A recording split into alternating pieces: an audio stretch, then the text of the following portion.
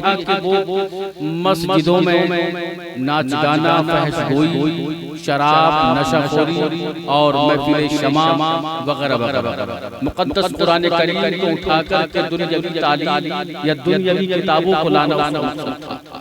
مطلب خاص یہ تھا کہ اپنوں میں ہی رہ کر کے اپنا ہی دین سے غداری کر رہا تھا۔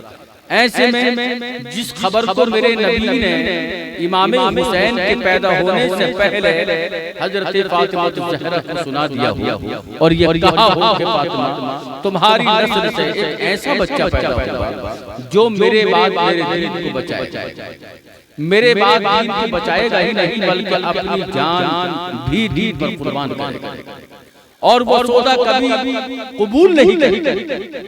دین پر سودا وہ اس کو منظور نہیں ہوگا، گردن کٹا دے گا لیکن گردن جھکائے گا نہیں۔ جس دین پر تمہارا ابا یعنی محمد رسول اللہ صلی اللہ علیہ وسلم قائم ہے اور دین مصطفیٰ دے کر جا رہا ہے، اسی دین کو اس وقت بچایا جائے گا جب لوگ اپنوں کی طرح دشمن کے اندر بست ہو جائیں گے۔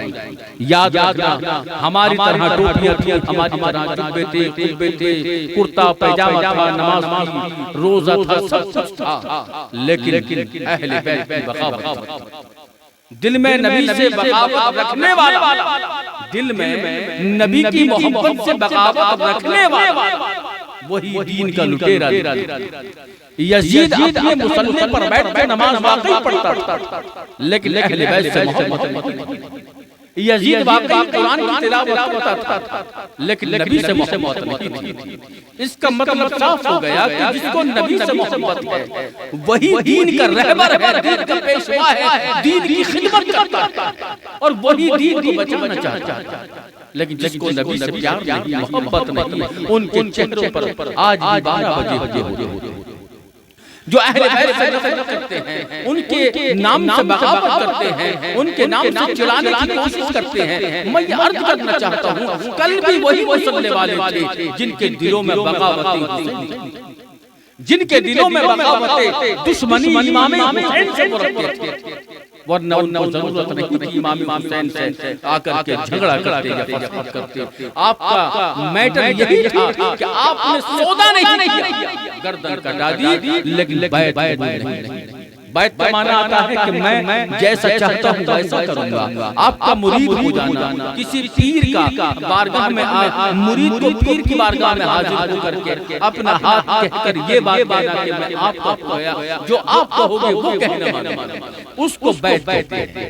اس لیے میرے حسین نے کبھی نہیں کہا کہ میں یزید کے ہاتھ پر بیعت کروں گا۔ یزید کا منصوبہ کچھ اور تھا، یزید کا منصوبہ مسجدوں میں محفل شمع لگانے کا تھا، اس کا منصوبہ محبت رسول دلوں سے مٹانے کا، لیکن اس کے رسول کا جام پی کر امام حسین کے آخری سجدے نے یہ بتا دیا کہ دیکھو زندہ رہنا ہے تو ان دو باتوں پر رہو، حق پر لڑتے رہو، حق پر اڑے رہو، چاہے گردن کٹ جائے لیکن دین محمدی سے واپس نہیں ہونا، دین محمدی سے واپس نہیں ہونا۔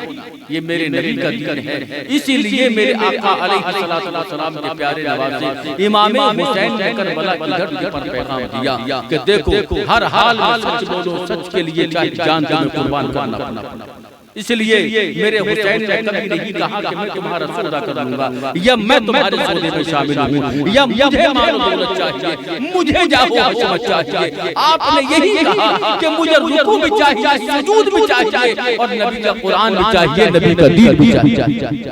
اس لیے میرے حسین نے کبھی سودا دین کا نہیں کیا۔ بچہ دین کی راہ میں قربان کر دیا، بچہ دین کی راہ میں پیاسا رہا، بھوکا رہا، لیکن دین کو جھکنے نہیں دیا، دین کو کبھی جھکنے نہیں دیا۔ یہ میرے حسین کی شان ہے، یہ میرے حسین کے نوازوں، حسین کے جو ہے بچوں کی شان ہے، جس نے ایک ایک کر جام شہادت کو نوش کیا، لیکن حسین نے کبھی جھکنے اس دین کو نہیں دیا۔ آج ہم اور آپ اپنے لیے دنیا کی باتوں میں مشغول رہتے ہیں۔